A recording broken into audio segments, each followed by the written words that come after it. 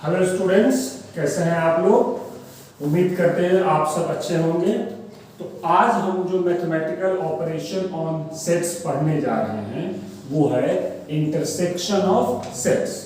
वो क्या है? Intersection of sets. तो जरा देखते हैं क्या होता है। सबसे पहले मैंने डेफिनेशन यहाँ पे लिखा हुआ है, अगर आप डेफिनेशन पे ध्यान दें तो डेफिनेशन क्या मेंशन है? Set of all elements which are common to both sets A and B। अगर अपने पास दो सेट है A और B, तो उन दोनों सेट के जो कॉमन एलिमेंट होंगे उनसे जो नया सेट बनेगा वो क्या कहलाएगा? इंटरसेक्शन ऑफ सेट्स कहलाएगा। ठीक है, इसका सिंबल क्या होता है? इस टाइप ये इसका सिंबल होता है। जो यूनियन के लिए हमारा अपवर्ड यू था, तो इंटरसेक्शन के लिए डाउनवर्ड यू यूज करते हैं। तो ये हमारा क्या रिप्रेजेंट कर रहा है? A intersection B. इसको अगर सिंबॉलिकली देखा जाए तो अगर कोई एलिमेंट ए इंटरसेक्शन बी में है तो वो ए में भी होगा। यहां पर मैंने एंड यूज किया है, यूनियन में मैंने यहां पर क्या यूज किया था? और यूज किया था। तो इंटरसेक्शन में यहां पर क्या आएगा? एंड आएगा। तो x belongs to A and x belongs to B, मतलब x दोनों में होने चाहिए।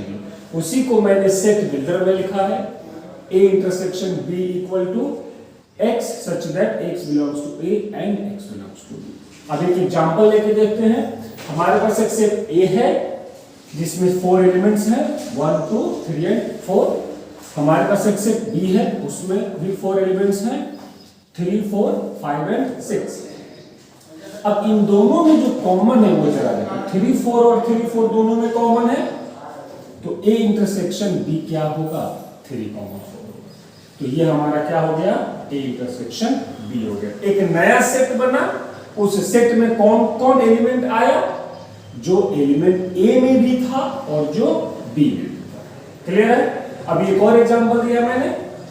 सेट A में एलिमेंट है A B एंड C और सेट B में एलिमेंट क्या है? D and E। अब इन दोनों में कॉमन है क्या? कुछ भी कॉमन नहीं। तो कुछ भी कॉमन नहीं है, तो यहां पर क्या हो गया? हमारा 5 हो गया। हम इसको ऐसे भी रिप्रेजेंट कर सकते थे। तो ये हमारा क्या हो गया? Basic definition of what? Intersection हो गया। अब अगर दो से ज्यादा एलिमेंट हो तो जैसे एग्जांपल देखते हैं एक और। अगर हमारे पास एक सेट ए है, ठीक है, 10 11 12 13 और बी है 12 13 14 एंड 15 और हमारा C है 13 16 और 17। अब अगर तीनों का इंटरसेक्शन निकाला जाए तो उसका सिंबल क्या होगा? ये होगा, A intersection B intersection C। इसका ये मतलब है इसके अंदर वही एलिमेंट आएगा जो तीनों के अंदर। तो तीनों के अंदर कौन एलिमेंट है? पहले तो हम इन दोनों में कॉमन देखते हैं जरा, 12 13 12 13। लेकिन इन दोनों में क्या कॉमन है? 13 और 13। तो इन तीनों में क्या कॉमन है? जरा ध्यान दो। सिर्फ एक एलिमेंट 13 है कि नहीं? तो तीनों का इंटरसेक्शन जब निकालेंगे तो वो सिर्फ क्या आएगा? 13 है। समझ में आया क्या? तो ये हमारा 3 इंटरसेक्शन का क्या हो गया? सॉरी, 3 सेट का क्या हुआ? इंटरसेक्शन। अच्छा, इसके लिए अगर कहीं पर तुमको ये सिंबल दिखाई दे AI इक्वल टू 1 है, तो इसका मतलब होता है इन सेट का इंटरसेक्शन। I की जगह 1 पुट करोगे तो क्या होगा? A1 intersection. फिर I की जगह 2 पुट करोगे तो A2 और ये बढ़ता जाएगा चेन, कहां तक जाएगा? A तक जाएगा। तो इस सिंबल का मतलब क्या होता है तुमको पता चल चुका है। तो मैंने यूनियन के लिए भी ये सिंबल बताया था और आज मैं इंटरसेक्शन के लिए भी ये सिंबल बता रहा हूं। ठीक है, अब वेन डायग्राम से अगर रिप्रेजेंट करना हो, किससे रिप्रेजेंट करना हो? Venn diagram. ठीक है, तो मैंने कहा था कि दो सेट अगर है तो हम उसको कैसे रिप्रेजेंट करते हैं? ऐसे करेंगे, ये U होगा, ये A होगा और ये क्या होगा? B होगा। तो अब सवाल ये है कि कौन सा रीजन होगा जो A इंटरसेक्शन B को रिप्रेजेंट करेगा? कौन सा वो रीजन होगा जो ए इंटरसेक्शन बी को रिप्रेजेंट करेगा, जो दोनों में कॉमन हो और वो ये वाला पार्ट है कि नहीं है, तो हम इसको क्या करेंगे, कलर कर देंगे। हम इसको क्या करेंगे, कलर करेंगे। तो ये जो शेडेड रीजन हमारा बन गया, ये शेडेड रीजन किसको रिप्रेजेंट कर रहा है, ए इंटरसेक्शन बी को रिप्रेजेंट कर रहा है। तो इस तरह से हम वेन डायग्राम में देख सकते हैं कि ए इंटरसेक्शन बी क्या होता है। तो सबको क्लियर हुआ इंटरसेक्शन क्या होता है। इंटरसेक्शन का सिंबल ए इंटरसेक्शन बी, हम जो है वो डाउनवर्ड यू को यूज करते हैं, करेक्ट है। और उसका डेफिनेशन क्या होगा, तो ए इंटरसेक्शन बी के अंदर वही एलिमेंट आएगा जो दोनों में कॉमन हो, यानी कि जो दोनों को बिलोंग करता हो। एग्जांपल दिया मैंने आपको, मैंने 3 सेट का भी एग्जांपल आपको दिया। 3 में इंटरसेक्शन क्या होगा, जो तीनों में कॉमन हो। जनरलाइज सिंबल क्या होता है इंटरसेक्शन का, ये होता है। और वेन डायग्राम से कैसे रिप्रेजेंट करते हैं, ऐसे। किसी को कोई डाउट है, नहीं है। तो हम अब आगे बढ़ते हैं और प्रॉपर्टी ऑफ इंटरसेक्शन को जानते हैं। इंटरसेक्शन की प्रॉपर्टीज क्या क्या है। जैसे कल यूनियन के प्रॉपर्टी हमने देखे थे, वैसे ही आज हम इंटरसेक्शन के प्रॉपर्टीज भी देखेंगे। तो सबसे पहले क्या आएगा, जो मैंने कल बताया था, कॉम्यूटेटिव। देखते हैं जरा ये कॉम्यूटेटिव होता है या नहीं। तो अभी हम क्या पढ़ रहे हैं, प्रॉपर्टीज। क्या पढ़ रहे हैं, प्रॉपर्टीज ऑफ क्या, इंटरसेक्शन। प्रॉपर्टी ऑफ क्या, इंटरसेक्शन। सबसे पहला प्रॉपर्टी क्या है, कॉम्यूटेटिव लॉ। क्या दो सेट का इंटरसेक्शन कॉम्यूटेटिव होगा, आंसर है यस, होगा। एग्जांपल से तुम देख सकते हो, अगर मान लो सेट ए है, क्या है, सेट ए है, और वो है A B C and D, और सेट बी है सी डी ई एफ। तो अगर मैं ए इंटरसेक्शन बी निकालूं तो वो क्या आएगा, जो दोनों में कॉमन हो। और कॉमन क्या है, सी और डी है, तो हम यहां पर क्या लेंगे, सी कॉमा। अब अगर मैं बी इंटरसेक्शन ए निकालूं तो मैं उसको लूंगा जो बी और ए में कॉमन हो। तो बी और ए में भी वही कॉमन है जो ए और बी में कॉमन है, तो ये इसके इक्वल भी हो जाएगा। तो यहां से हमने क्या देखा कि ए इंटरसेक्शन बी जो होता है वो क्या होता है, कॉम्यूटेटिव होता है। सिमिलरली तुम एग्जांपल से चेक कर सकते हो, associative law. Associative law, A intersection B intersection C equal to A intersection B intersection C. पहले मैं ए और बी का इंटरसेक्शन निकाल के अगर सी के साथ उसका इंटरसेक्शन करूं, या बी इंटरसेक्शन सी यानी कि बी और सी का इंटरसेक्शन निकालकर अगर मैं ए के साथ उसका इंटरसेक्शन करूं, तो ये आपस में क्या होगा, इक्वल होगा। ये हमारा क्या होता है, एसोसिएटिव लॉ होता है। अगर मैं इसका इंटरसेक्शन 5 के साथ निकालूं तो क्या होगा, तो इन दोनों में कॉमन क्या है, कुछ भी कॉमन नहीं है, क्योंकि इसमें तो एलिमेंट ही नहीं है। तो इनका इंटरसेक्शन क्या होगा, 5 होगा। अगर मैं इसका इंटरसेक्शन इसी के साथ निकालूं तो जो दोनों में कॉमन हो तो वो ए ही होगा कि नहीं होगा। और अगर मैं ए का इंटरसेक्शन यू के साथ निकालूं तो इन दोनों में जो कॉमन होगा वो क्या होगा, ए के सारे एलिमेंट यू में होते हैं, तो इन दोनों में क्या कॉमन होगा, ए ही कॉमन होगा कि नहीं होगा। तो ये जो है हमारे छोटे छोटे 2-3 और प्रॉपर्टी हैं। अब अगर मैं बोलूं if A is subset of B, A is subset of B, तब ए इंटरसेक्शन बी क्या होगा। तो अगर ए सबसेट ऑफ बी हो रहा है तो ए का सारा एलिमेंट बी में होगा कि नहीं होगा। तो इन दोनों में अगर मैं कॉमन ढूंढने की कोशिश करूं तो वो ए के इक्वल होगा कि नहीं होगा। तो ये एक इंपॉर्टेंट प्रॉपर्टी है, ठीक है।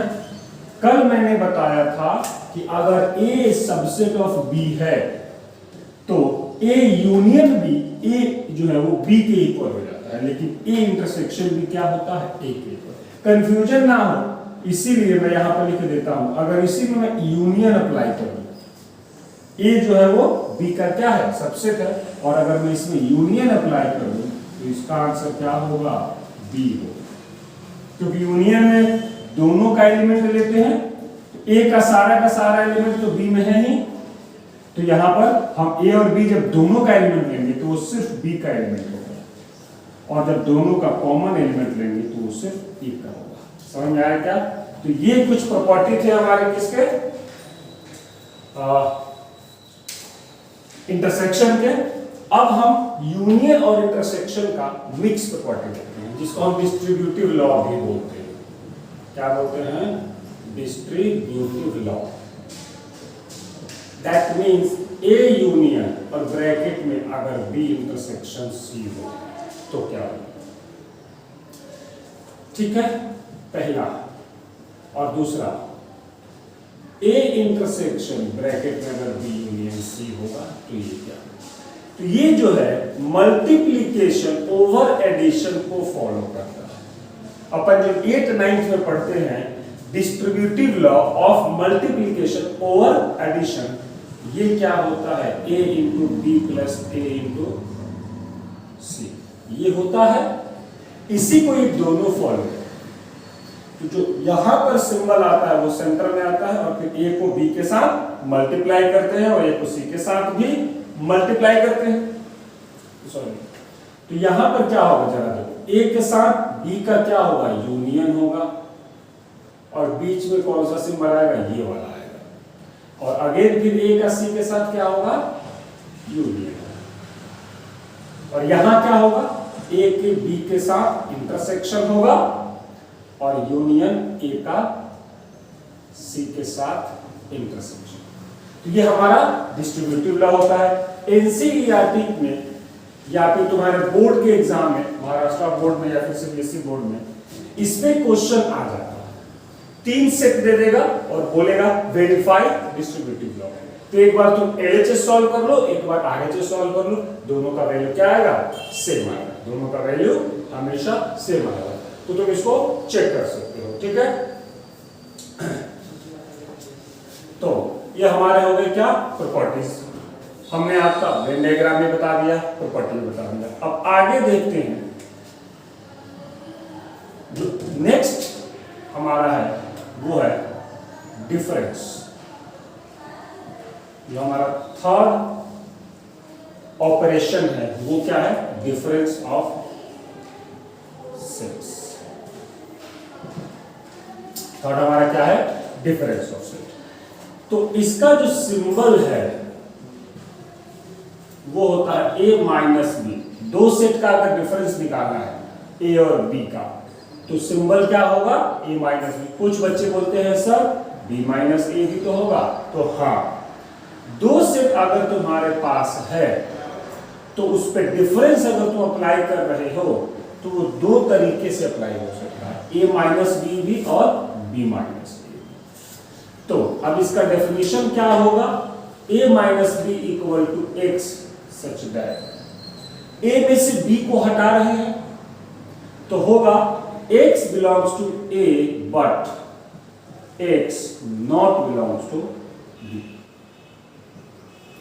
तो इसका डेफिनेशन ये होगा कि a माइनस बी में एलिमेंट कौन आएगा, जो a में तो होगा बट वो b में नहीं होना चाहिए, क्योंकि b को मैंने क्या किया है, माइनस किया है। तो इसका एग्जांपल एक देखते हैं। ये इसका क्या हुआ, डेफिनेशन हो गया। तो इसको अगर लैंग्वेज में लिखना चाहो तो लिख सकते हो, x a माइनस b में एलिमेंट्स कौन आएंगे, तो set of all elements which belongs to a but not belongs to b। Set of all elements which belongs to a but not belongs to b। ये इसका basic definition हो गया, ठीक है। ये मैंने a माइनस बी कर दिया। अब अगर कोई पूछे कि b माइनस a का डेफिनेशन क्या होगा, इसका भी डेफिनेशन इसी पैटर्न पे होगा, x सच दैट। अब x बिलोंग्स टू b होगा but x not belongs to क्या होगा, a। तो ये a माइनस बी का डेफिनेशन है और ये b माइनस ए का डेफिनेशन। ये दोनों इक्वल हो भी सकते हैं और नहीं भी हो सकते हैं।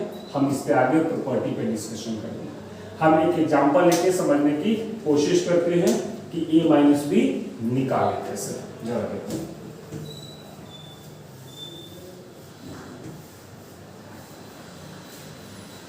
तो एग्जांपल देखते हैं इस डेफिनेशन पे बेस्ड।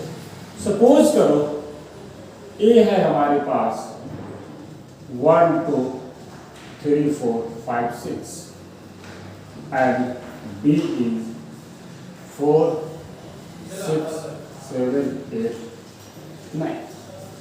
ठीक है, ये दो सेट हमको गिवन है, हमें इसका डिफरेंस निकालना है। हम सबसे पहले निकालते हैं a माइनस बी। तो a माइनस बी का डेफिनेशन क्या कह रहा है? x belongs to a। तो a के सारे एलिमेंट को मैं लिख देता हूं 1 2 3 4 5 6। क्या ये सही है? तो एक लाइन को तो मैंने फॉलो किया, x बिलोंग्स टू a, और यहां पर क्या है? But x not belongs to b, but x b में नहीं होना चाहिए। अब यहां पे अगर मैं देखूं तो ये जो 4 और 6 है, ये दोनों किसको बिलोंग कर रहा है? b को बिलोंग कर रहा है। ये नहीं होने चाहिए, तभी ये a माइनस बी होगा। तो हम 4 और 6 को यहां से क्या करेंगे? एलिमिनेट कर देंगे। तो ये जो हमारा सेट बना 1 2 3 5, ये a में तो है लेकिन ये b में नहीं है। तो ये हमारा क्या हो गया? a माइनस बी हो गया। अगर b माइनस ए निकालना हो तो हम b के सारे एलिमेंट को लिखेंगे। क्यों? क्योंकि डेफिनेशन क्या कहता है? x belongs to b। But साथ में भी कहता है कि x a में नहीं होने चाहिए। तो क्या इसमें से कोई एलिमेंट है जो a में है? तो हाँ है। कौन कौन है वो? 4 और 6 है। तो 4 और 6 को मुझे क्या करना पड़ेगा? हटाना पड़ेगा। 4 और 6 को मुझे क्या करना पड़ेगा? हटाना पड़ेगा। तो ये जो हमारा हुआ वो क्या हुआ? a माइनस बी, और ये जो हुआ ये क्या हुआ? b माइनस ए। क्या ये दोनों इक्वल है? नहीं, दोनों इक्वल नहीं है। एक केस ऐसा आएगा जब ये दोनों इक्वल होंगे, अदरवाइज ये इक्वल नहीं होंगे। इसको हम आगे प्रॉपर्टी पे भी डिस्कस करेंगे। ये बेसिक डेफिनेशन हमारा किसका था? डिफरेंस ऑफ सेट्स का था। वेन डायग्राम से इसको कैसे रिप्रेजेंट करें? वेन डायग्राम से इसको कैसे रिप्रेजेंट करें देखते हैं जरा। सबसे पहले हम क्या करेंगे? यूनिवर्सल सेट बनाएंगे और उसमें हम बनाएंगे दो सेट या बी। मैं यहाँ पे दो जगह पे वेन डायग्राम बनाऊंगा। कहोगे सर ये दो दो क्यों? तो एक a माइनस बी के लिए और एक b माइनस ए के लिए। ये मैं a माइनस बी के लिए बना रहा हूं और ये b माइनस ए के लिए। अब किस रीजन को शेडेड बनाया जाए? a माइनस बी, मतलब x बिलोंग्स टू a, तो a को मैंने कलर कर दिया। चलो कर दिया कलर। बट क्या बोला है इसने? b जो है वो b का एलिमेंट नहीं होना चाहिए। तो जो ये वाला रीजन है ये a में भी है और ये साथ में किसमें है? b में भी है। हम इसको नहीं ले सकते, हम इसको नहीं ले सकते क्योंकि इसके एलिमेंट a में तो हैं लेकिन साथ ही साथ उसके एलिमेंट b में भी हैं। a में हो तो चलेगा लेकिन b में हो तो नहीं चलेगा। हम क्या करेंगे? इसको खाली रहने देंगे। तो जो अब जो शेडेड रीजन तुमको दिख रहा है, अब जो तुमको शेडेड रीजन दिख रहा है, ये किसको रिप्रेजेंट करता है? a माइनस बी को रिप्रेजेंट करता है। सिमिलरली अगर b माइनस ए को मुझे बनाना हो तो b के सारे एलिमेंट को पहले ले लेते हैं क्योंकि डेफिनेशन क्या कहता है? x belongs to b but x not belong to a। तो ये जो कॉमन रीजन है इसको मुझे क्या करना पड़ेगा? हटाना पड़ेगा। क्या करना पड़ेगा? हटाना पड़ेगा। तो मैं इसको हटा दूंगा। अब जो यहाँ पे शेडेड रीजन आया, ये शेडेड रीजन हमारा किसको रिप्रेजेंट कर रहा है? b माइनस ए को रिप्रेजेंट कर रहा है। तो a माइनस बी का ये जो a माइनस बी है, इसको ओनली a भी बोला जाता है। Only a, nothing common to any other set. तो मतलब a माइनस बी का मतलब सिर्फ a का एलिमेंट, a माइनस बी का कोई भी एलिमेंट किसी और सेट में कॉमन नहीं होना चाहिए। सिमिलरली अगर मैं इसको लिखूं b माइनस a को, तो ये ओनली b होता है। मतलब only elements of b, nothing common to others. किसी और सेट में कुछ भी कॉमन होना नहीं चाहिए। a माइनस बी को एक और तरीके से लिखा जा सकता है। a माइनस बी को एक और तरीके से लिखा जा सकता है। वो तरीका क्या है जरा देखो।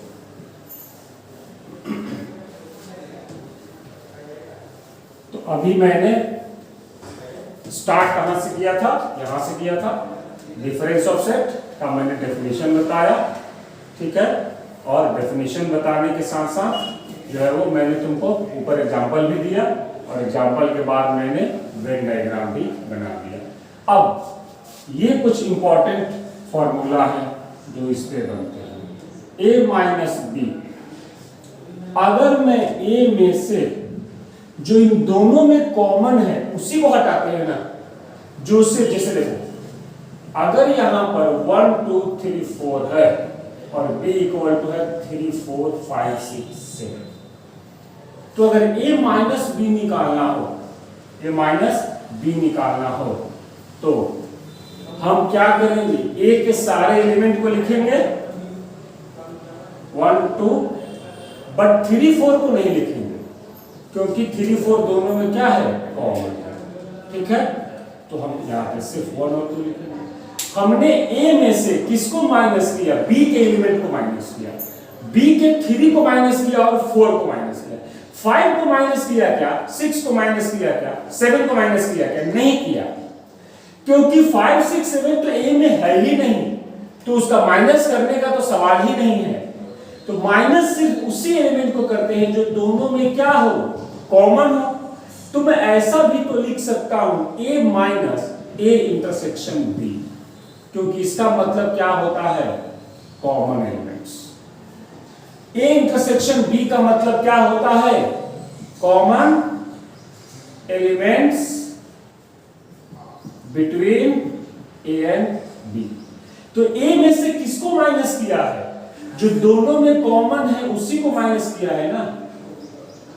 तो a माइनस बी लिखने की जगह अगर मैं a minus A intersection b लिख लूं तो भी ये गलत नहीं होगा। तो a माइनस बी का जो एक और डेफिनेशन है वो क्या है? a minus A intersection. और तुम वेन डायग्राम में जरा देखो, a हमारा ये पूरा होता है, और ये जो कॉमन रीजन है, ये जो कॉमन रीजन है, यही तो a इंटरसेक्शन b होता है। तो इसी कॉमन रीजन को हटाया है ना a में से, तो a में से मैंने किसको माइनस किया है? a इंटरसेक्शन b को। सिमिलरली b माइनस a क्या होगा? b माइनस जो दोनों में कॉमन हो, तो अब इसको b इंटरसेक्शन a लिखो या b minus a intersection b लिखो, कोई फर्क नहीं पड़ता है। तो b माइनस a को तुम ऐसे लिख सकते हो और a माइनस b को तुम ऐसे लिख सकते हो। ये दो इंपॉर्टेंट फॉर्मूला है जो काफी यूज होता है। उम्मीद है तुम सबको ये समझ में आया होगा। अगर किसी को कोई भी डाउट हो तो मुझसे डिस्कस जरूर करना कमेंट बॉक्स में, ठीक है। तो ये हमारा हो गया डिफरेंस ऑफ सेट का definition with example and other formula and with explanation with Venn diagram. अब देखते हैं कि क्या ये कॉम्यूटेटिव होगा, क्या ये कॉम्यूटेटिव होगा? a minus b equal to b minus a होगा? आंसर है नहीं। ये सिर्फ एक ही कंडीशन में होगा, only when A equal to B, और उस केस में दोनों के दोनों किसके इक्वल होंगे, 5 के इक्वल। ठीक है, और अगर a not equal to b है तब a minus b not equal to b minus a. ठीक है, तो ये दो बातें हैं जो इंपॉर्टेंट है, जो तुम्हें दिमाग में रखना चाहिए। इसका एग्जांपल देखो, सपोज करो ए हमारा है ए बी और सी, और बी भी हमारा क्या है, ए बी और सी। क्या ए इक्वल टू बी है, हाँ है। ठीक है, अब ए माइनस बी अगर मैं निकालूं तो ए के सारे एलिमेंट को लिखूंगा और जो बी में कॉमन होगा उसको मिटा दूंगा। तो ये सारे के सारे बी में कॉमन है कि नहीं, तो ये 5 आया कि नहीं आया। और अगर b माइनस ए मैं लिखूं तो पहले तो मैं b के सारे एलिमेंट को लिखूंगा और जो a में होगा उसको मिटा दूंगा। तो ये तीनों के तीनों a में है कि नहीं है, तो मैं इसको भी मिटा दूंगा। तो ये दोनों 5 के इक्वल आया कि नहीं आया। तो अगर दोनों का राइट हैंड साइड इक्वल है तो दोनों का लेफ्ट हैंड साइड भी इक्वल होगा कि नहीं होगा। तो ये इक्वल तभी होता है जब क्या हो, a क्या हो, b के इक्वल हो। अगर दो इक्वल सेट हैं तो उनका डिफरेंस जो है वो किसके इक्वल होता है, 5 के इक्वल होता है। और अगर वो अनइक्वल सेट है तो ये माइनस बी जो है वो b माइनस ए के इक्वल कभी नहीं होगा। तो इन कुछ बातों का आपको क्या करना है, ध्यान करना है। ठीक है, और हम देखते हैं डिफरेंस ऑफ सेट के बाद हमको पढ़ना जो है वो है complement of set. Difference of set के बाद हमको क्या पढ़ना है, कॉम्प्लीमेंट ऑफ सेट।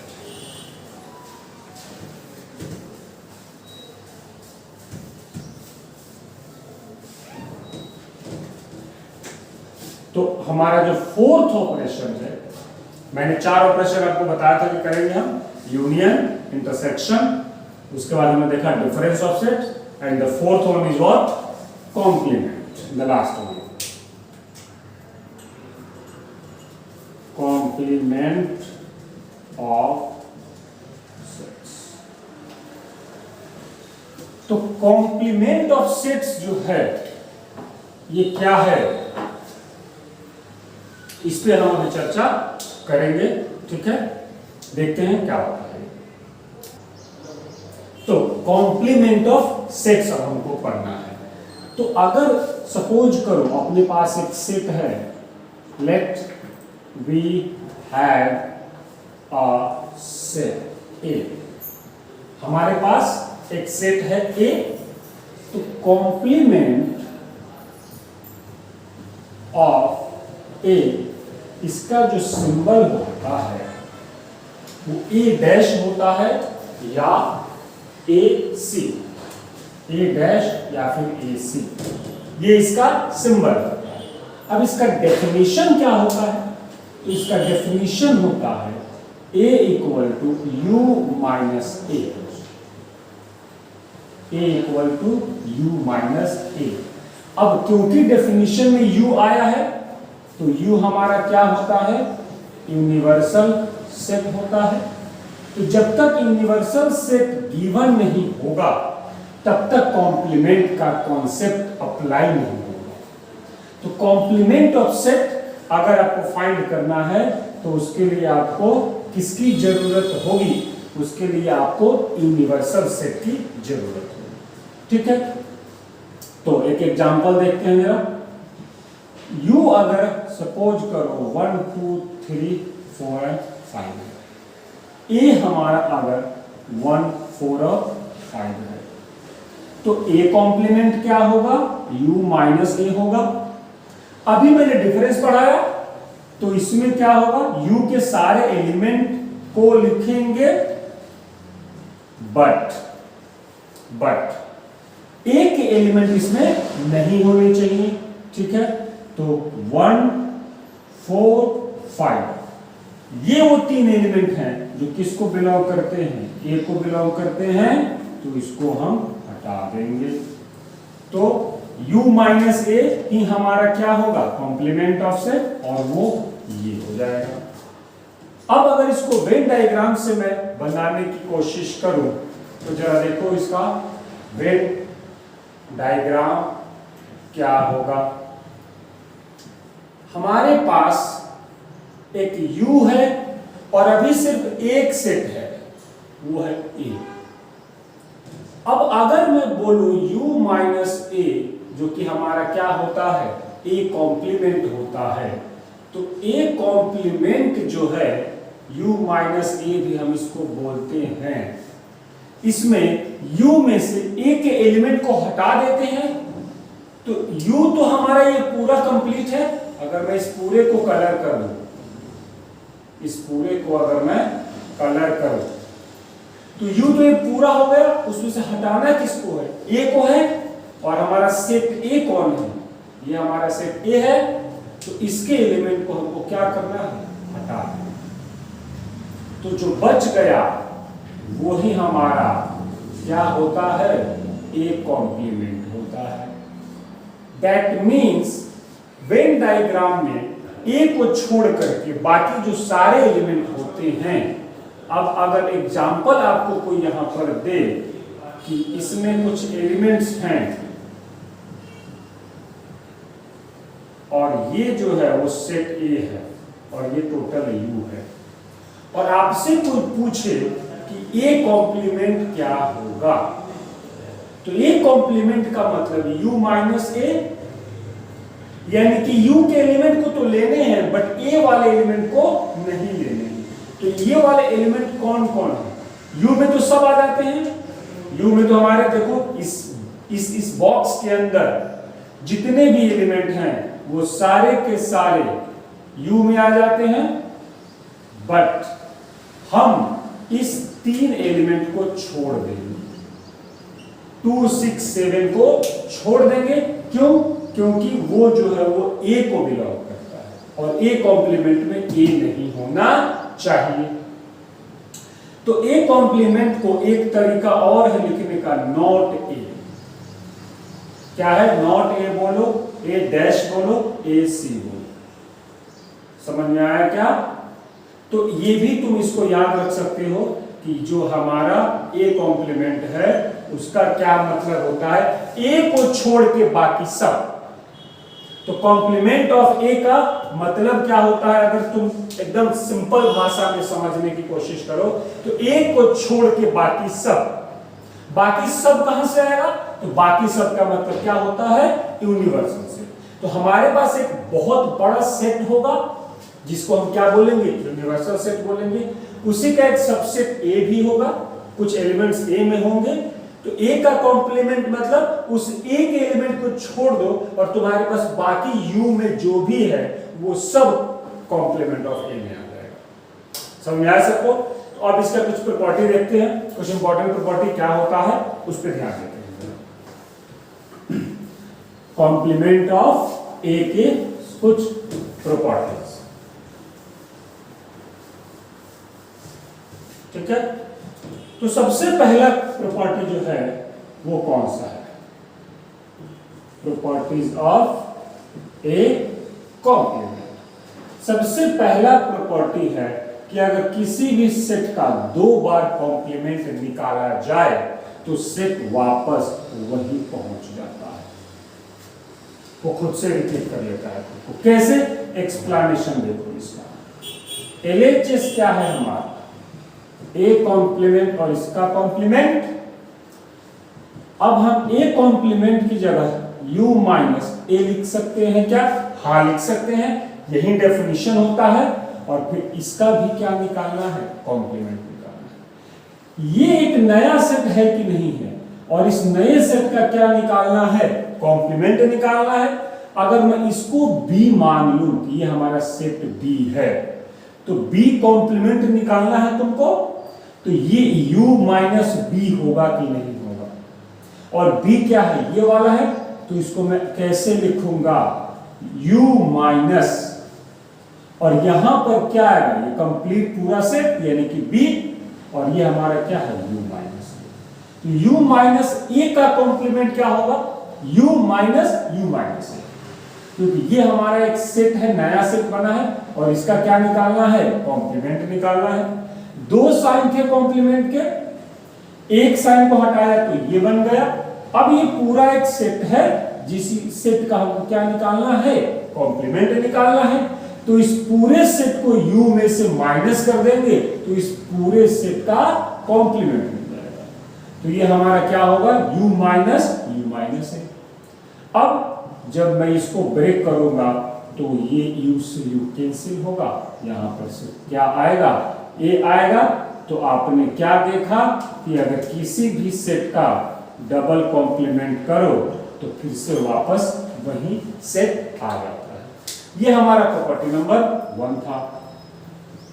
हम अब आगे देखते हैं जरा। अगर मैं सबसे जो फेमस दो प्रॉपर्टी है इसकी वो ये है कि इन दोनों का यूनियन क्या होगा, इन दोनों का यूनियन क्या होगा। तो इन दोनों का यूनियन ये u हो जाएगा। क्यों? क्योंकि a कॉम्प्लीमेंट क्या था, जो a में नहीं था वो सारा। तो यहां पर अगर सपोज करो कि ये हमारा u है और ये हमारा a है, ठीक है, तो a कॉम्प्लीमेंट कौन होगा, डॉटेड वाला। इस a सेट के बाहर जो भी है वो सबका सब क्या है, a कॉम्प्लीमेंट है। तो अगर a यूनियन a डैश, इसका मतलब हुआ कि जो a में है उसको भी ले लो और जो a डैश में है उसको भी ले लो। तो a में है उसको मैं लूंगा तो ये सारा आ जाएगा, और साथ में जो a डैश है यानी कि इसके जो बाहर है उसको भी ले लो, तो ये कंप्लीट क्या बना लेगा, u बनाएगा कि नहीं बनाएगा। तो ये हमारा क्या बना लेगा, u बना लेगा। अब जो हमारा नेक्स्ट प्रॉपर्टी है वो है कि अगर इन दोनों का इंटरसेक्शन निकाला जाए तो ये क्या होगा। फिर से मैं वेन डायग्राम बनाता हूं। ये हमारा a है, बाहर में a कॉम्प्लीमेंट आता है और अंदर में a आता है। इनका कोई भी एलिमेंट कॉमन नहीं होता है, क्योंकि जो अंदर है a के वो a कॉम्प्लीमेंट में नहीं आएगा, और जो बाहर है a के जो कि a कॉम्प्लीमेंट में आता है वो a में नहीं होगा। तो इन दोनों में कुछ भी कॉमन नहीं होगा। तो इनका इंटरसेक्शन क्या आ जाएगा, इनका इंटरसेक्शन 5 आ जाएगा। समझ में आया, इनका इंटरसेक्शन क्या आएगा, 5 आ जाएगा। ठीक है। अब चौथा प्रॉपर्टी, अगर यूनिवर्सल सेट का कॉम्प्लीमेंट निकालूं तो यूनिवर्सल सेट माइनस यूनिवर्सल, और ये क्या हो जाएगा, 5 हो जाएगा। u में से ही u को माइनस करूंगा, सेम इक्वल सेट है, अगर एक में से दूसरे को माइनस किया तो एम्प्टी सेट बनाएगा। समझ में आया। इसके बाद अगर 5 का कॉम्प्लीमेंट निकालना तो डेफिनेशन के अकॉर्डिंग u में से 5 को माइनस करूंगा, तो 5 में तो कुछ होता ही नहीं है, तो u में से माइनस करने पर कोई फर्क पड़ेगा क्या, कोई फर्क नहीं पड़ेगा, ये u बन जाएगा। तो तुम इसको याद रख सकते हो, 5 का कॉम्प्लीमेंट यूनिवर्सल सेट होता है और यूनिवर्सल सेट का कॉम्प्लीमेंट क्या होता है, 5 होता है। ठीक है। अब अगर A यूनियन B का कॉम्प्लीमेंट निकाला जाए और अलग अलग कॉम्प्लीमेंट अगर मैं निकालूं तो इन दोनों का यूनियन इसके इक्वल होगा कि इन दोनों का इंटरसेक्शन, तो ये चेंज हो जाता है। जब ये कॉम्प्लीमेंट ब्रैकेट के अंदर जाता है, ए और बी पे लगता है अलग अलग, तब वो इसको क्या कर देता है, चेंज करके क्या बना देता है, इंटरसेक्शन बना देता है। ये जो हमारा यूनियन था, जब ब्रैकेट ओपन हुआ तो क्या बन गया, इंटरसेक्शन। और अगर इंटरसेक्शन है और अगर इसका तुम कॉम्प्लीमेंट निकालोगे अलग अलग तो ये क्या हो जाएगा, यूनियन हो जाएगा। तो ये इंटरसेक्शन में यूनियन बना देता है और यूनियन को इंटरसेक्शन बना देता है। ये जो दो प्रॉपर्टी है, ये जो दो प्रॉपर्टी है, ये डिमोर्गन साहब ने दिया था हमें, तो इसको डिमोर्गन्स लॉ भी बोला जाता है। इसको डिमोर्गन्स लॉ भी बोला जाता है। ठीक है। दो छोटे छोटे और प्रॉपर्टी हैं। कि अगर a माइनस b जो है इसको हमको a और b के कॉम्प्लीमेंट के फॉर्म में लिखना हो तो क्या लिखोगे? तो अगर मैं वेन डायग्राम में देखूं जरा, तो a माइनस b सिर्फ ये वाला हिस्सा होता है कि नहीं होता है? ये वाला हिस्सा होता है कि नहीं होता है? तो इसको अगर मैं लिखूं a इंटरसेक्शन b कॉम्प्लीमेंट, ये दोनों आपस में इक्वल होगा। जो शेडेड रीजन है ना, जो शेडेड रीजन है जो a माइनस b को रिप्रेजेंट कर रहा है, ये shaded region a minus b को रिप्रेजेंट कर रहा है, ये a इंटरसेक्शन b कॉम्प्लीमेंट को भी करेगा। कैसे? ये हमारा b सेट है, b का कॉम्प्लीमेंट, इसको छोड़ के बाहर का सारा एलिमेंट ये b कॉम्प्लीमेंट में आएगा और a के अंदर ये सारा आएगा। तो b कॉम्प्लीमेंट और a कॉम्प्लीमेंट में कॉमन सेट ये वाला है। क्लियरली दिख रहा है कि b कॉम्प्लीमेंट का मतलब क्या होगा?